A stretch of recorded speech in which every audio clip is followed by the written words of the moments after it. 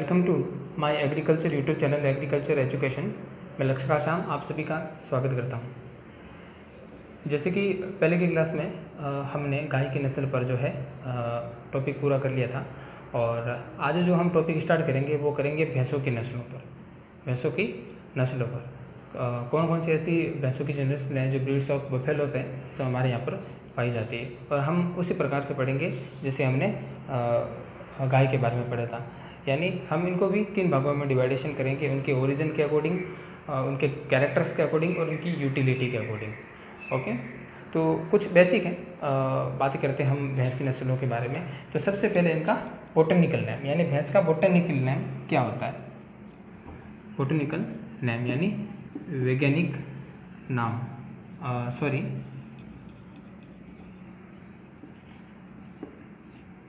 Scientific name, वैज्ञानिक नाम, वो होता है बोवेलिस बोवेलिस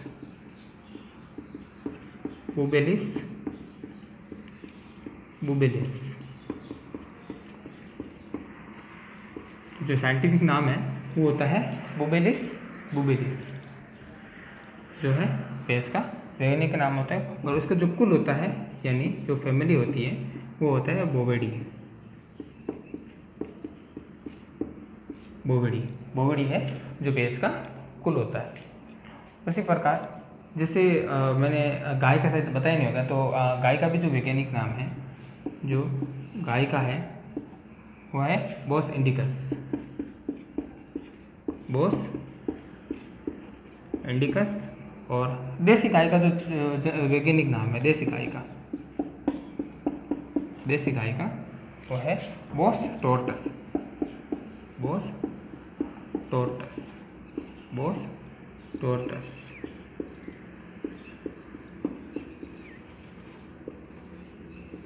बोस टोर्टस जो है देसी गाय का वैज्ञानिक नाम है।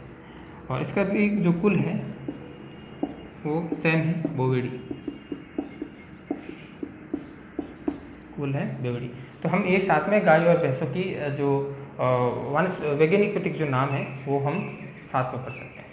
तो यहाँ पर आप स्क्रीनशॉट ले सकते हैं इसका। तो चलिए कुछ आज भैंस की कुछ बेसिक बातें करते हैं, और उसको कितने प्रकार से डिवाइडेशन किया गया है।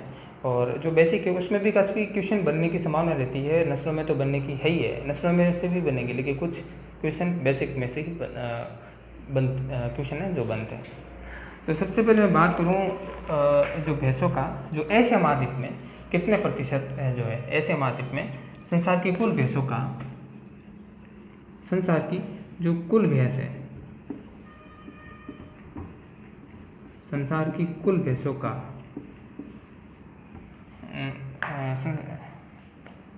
संसार की कुल भैंसों का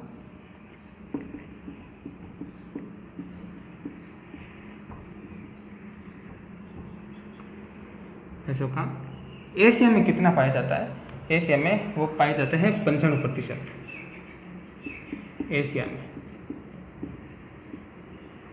में 95% प्रतिशत है जो कि एशिया में पाया जाता है। और भारत में यानी विश्व की बात करें, यानी विश्व की जो है भारत में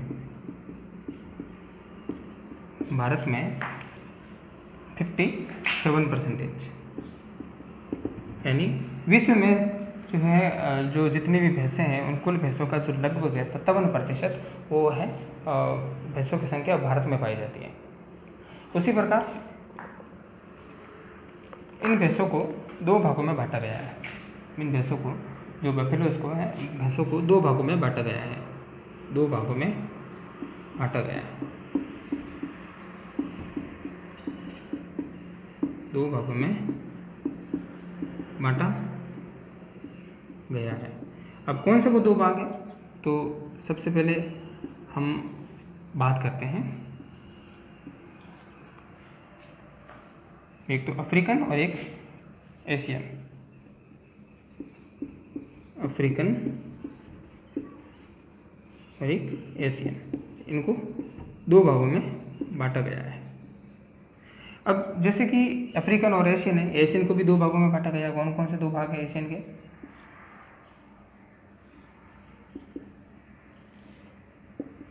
एशियन को भी दो भागों में बांटा गया है। तो एक तो जंगली भैंस और एक पालतू भैंस। एक जंगली भैंस और एक पालतू भैंस। यानी जो भैंस है उनको दो भागों में बांटा गया है, एक तो अफ्रीकन और एक एशियन। और जो एशियन भैंस है उसको भी दो भागों में बांटा गया है, एक तो जंगली और एक पालतू। अब जो पालतू भैंस है, पालतू भैंसों को भी दो भागों में बांटा गया है। इसको भी दो भागों में डिवाइडेशन किया गया है। एक है रिवर भैंस, एक तो रिवर भैंस है और एक स्वैम्प भैंस और एक स्वैम्प। अब रिवर और स्वैम्प में क्या जो है क्या अंतर होता है? तो रिवर और स्वैम्प में क्या अंतर होता है हम यहाँ ऊपर पढ़ लेते हैं। तो जो रिवर भैंस है, यानी जो रिवर भैंस है, रिवर भैंस की मुख्य विशेषता ये होती है कि ये अधिक दूध देती है, अधिक दुधारू, अधिक दूध वाली नस्ल, दूध वाली नस्ल। यानी हम कह सकते हैं 1300 से 2000, 1300 से 2000 ये जो है रिवर भैंस जो है देती है। उसी प्रकार ये जो है कम दूध उत्पादन वाली, कम दूध देती है, कम दूध देती है।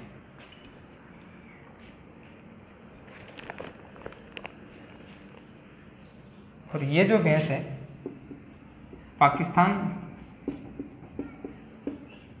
मध्यवर्ती भारत,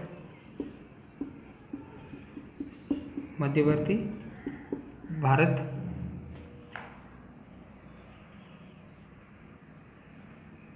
मध्यवर्ती एशियाई देश, एशियाई देश और यूनान, इटली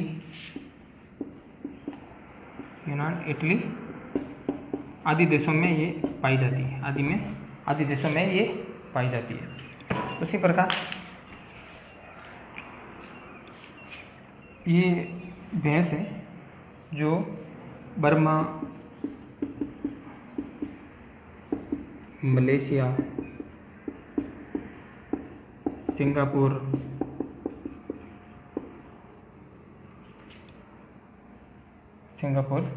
थाईलैंड,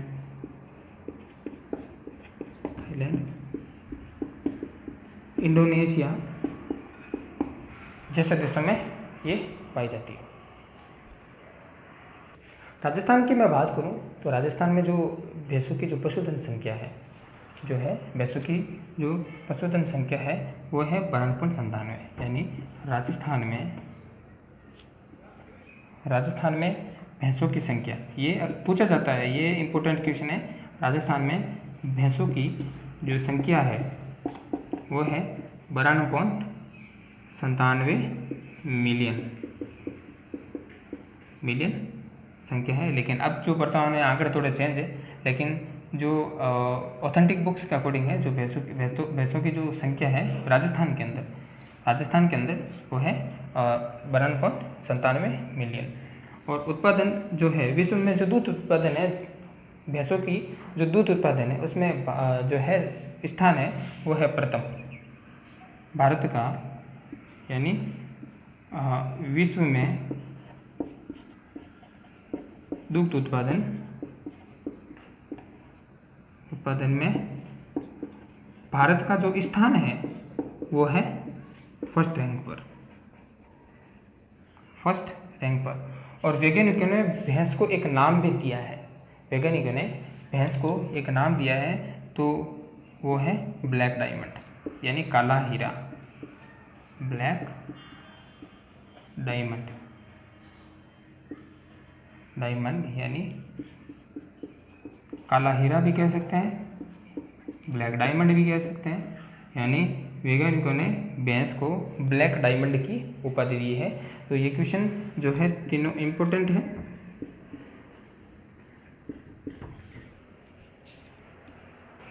तो हम अब भैंसों का वर्गीकरण करेंगे। तो भैंसों का वर्गीकरण आकार के अनुसार भैंसों का जो है वर्गीकरण करेंगे। आकार के अनुसार कितने भागों में डिवाइडेशन किया गया है। तो सबसे पहले है भारी श्रेणी की। भारी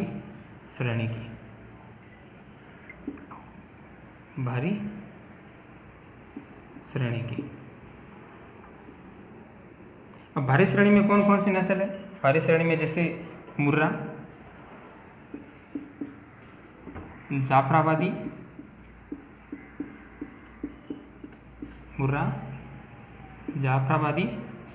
और नीली रावी,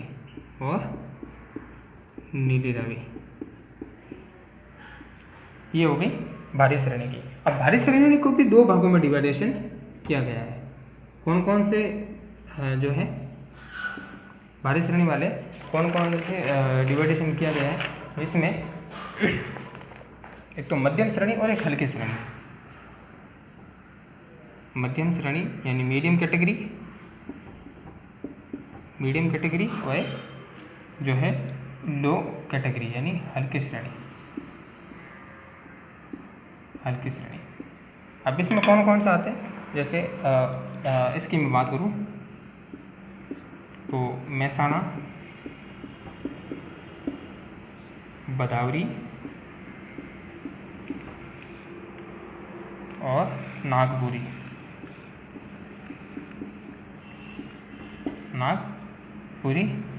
और हल्की श्रेणी में सिर्फ एक ही नस्ल आती है, वो आती है सूरती। यानी जैसे आकार के अनुसार, यानी आकार के आधार पर, ये सही था हमारा, आकार के आधार पर हमने जो भैंसों का वर्गीकरण किया था वो हुआ था दो प्रकार से। एक भैंसों का वर्गीकरण जैसे सबसे पहले भारी श्रेणी में हुआ था, जिसमें मुर्रा, जाफराबादी और नीली रावी। उसके बाद उस भारी श्रेणी को भी दो भागों में जैसे डिवाइडेशन किया गया है। एक तो मध्यम श्रेणी यानी मीडियम कैटेगरी और एक लो कैटेगरी यानी हल्की श्रेणी में, जिसमें हल्की श्रेणी में सिर्फ सूरती नस्ल और इसमें मध्यम श्रेणी में मेहसाणा, भदावरी और नागपुरी। तो ये हमारा जो है डिवाइडेशन हुआ। तो इस प्रकार से भैंसों का वर्गीकरण है जो आकार के आधार पर है।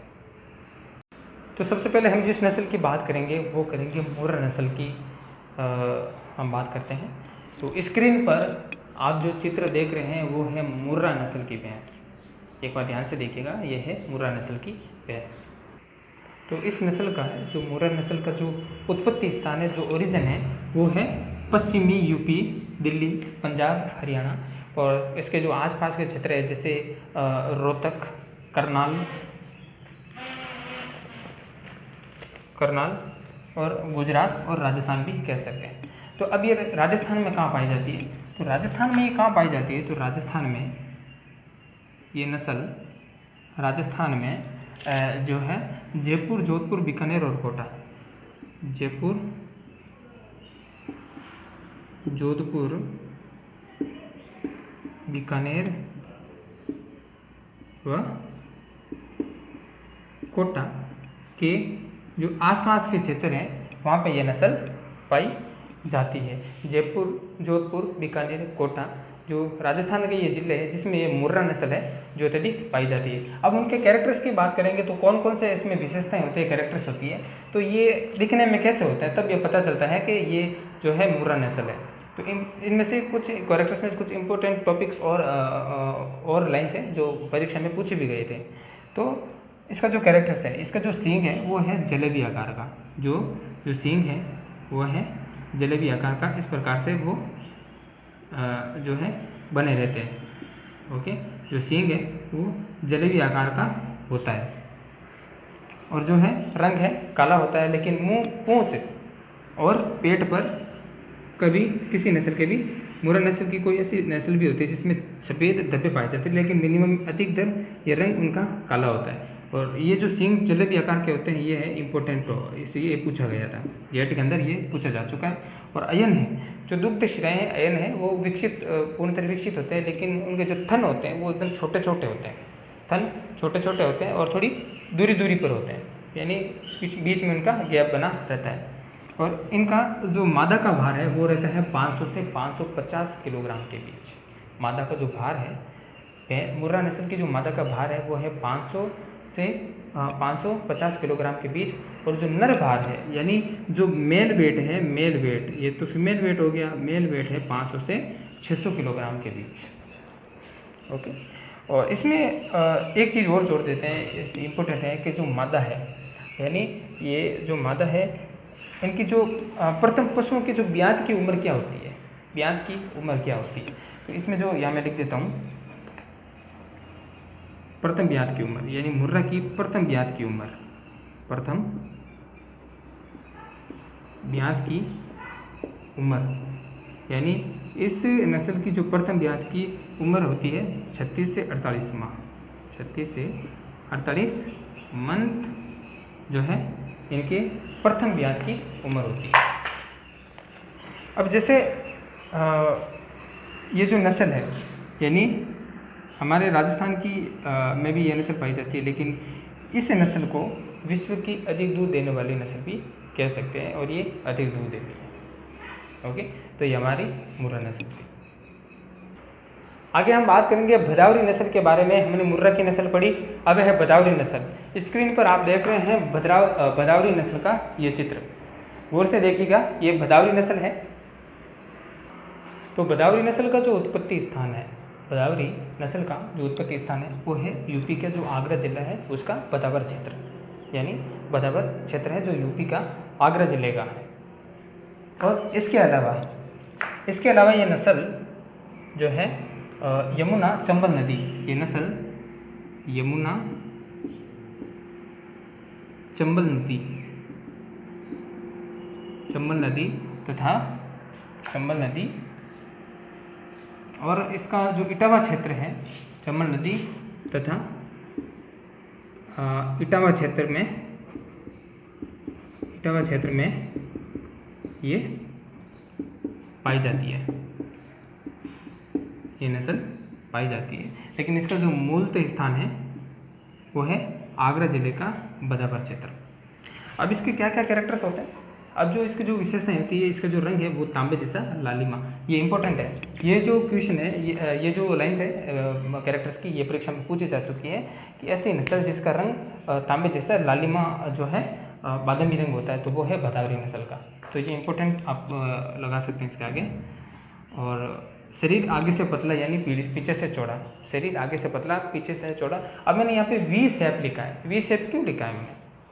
वी शेप लिखा है कि ये नस्ल है वी आकार के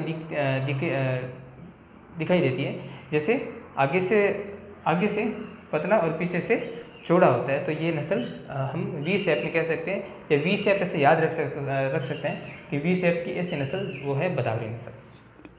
अयन छोटा और दुग्ध शिराएँ उभरी हुई, अयन एकदम छोटे, यानी जो दुग्ध शिराएँ वो एकदम उभरी हुई होती है, यानी एकदम जो शिराएँ हैं वो एकदम विकसित होती है, उभरी हुई यानी विकसित हुई होती है। और इनके जो मादा का भार है वो 350 से 400 किलोग्राम के बीच, और फीमेल जो मेल वेट है यानी जो नर का भार है वो 400 से 450 किलोग्राम के बीच। और इनमें जो मिल्क प्रोडक्शन है, जो प्रथम ब्यात के बाद जो दूध देती है, यानी इनका जो मिल्क प्रोडक्शन है वो है 900 से 1200 लीटर, और इनके जो दूध में जो वसा की मात्रा है वो है 12 से 14% के बीच। आगे हम बात करेंगे 3 नंबर पर सूरती नस्ल की। स्क्रीन पर आप देख रहे हैं ये सूरती नस्ल का चित्र है, गौर से देखिएगा, ये सूरती नस्ल का चित्र है जो किस प्रकार से दिखाई देती है। तो सूरती नस्ल का जो उत्पत्ति स्थान है वो है गुजरात का आनंद, नडियाद, वडोदरा और खेड़ा क्षेत्र। ये अधिकतर गुजरात में ये नस्ल पाई जाती है, और जो है राजस्थान में, ये दक्षिणी राजस्थान में ये नस्ल है, तो अपने राजस्थान में ये दक्षिणी क्षेत्र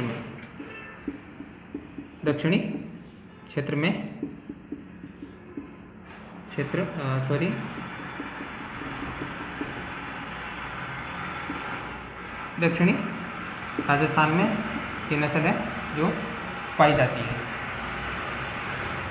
इसकी जो विशेषताएं होती है, जो इसका कैरेक्टर्स होता है, इसकी विशेषताओं की मैं बात करूं तो इसका जो रंग है वो है हल्का भूरा काला, हल्का भूरा काला इनका रंग होता है और सींग छोटे और दराती आकार के होते हैं।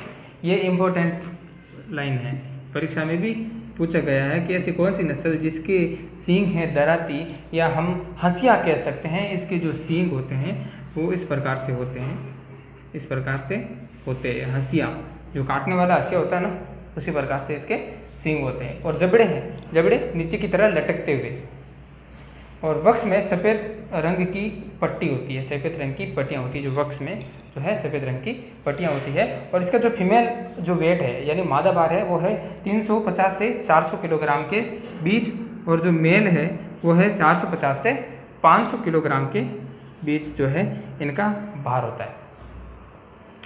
और इनकी जो यूटिलिटी है यानी ये प्रथम ब्याज के बाद जो इनका जो दूध उत्पादन है या मिल्क प्रोडक्शन हम कह सकते हैं वो कितना होता है, 1600 से 1700 लीटर प्रति ब्याज। ओके, और जिसमें फैक्ट की मात्रा, जिसमें वसा की मात्रा वो होती है 7.5%।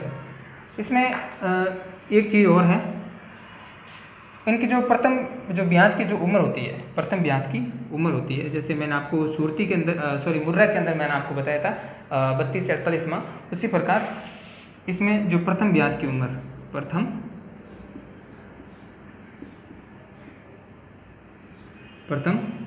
ब्याज की उम्र तो कितनी होती है, प्रथम ब्याज की उम्र 42 से 48 माह, 42 से 48 माह इनके प्रथम ब्याज की उम्र होती है। और इस नस्ल की एक विशेषताएं है, इस नस्ल की एक इम्पोर्टेंट विशेषता यह है कि ये आकार में छोटी होती है और इसी प्रकार से इसे सिटी बफेलो के नाम से भी जाना जाता है।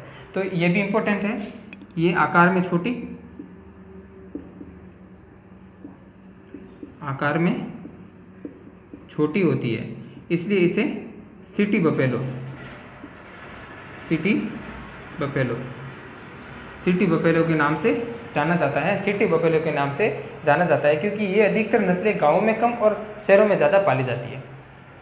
तो ये हमारी सूरती नस्ल थी।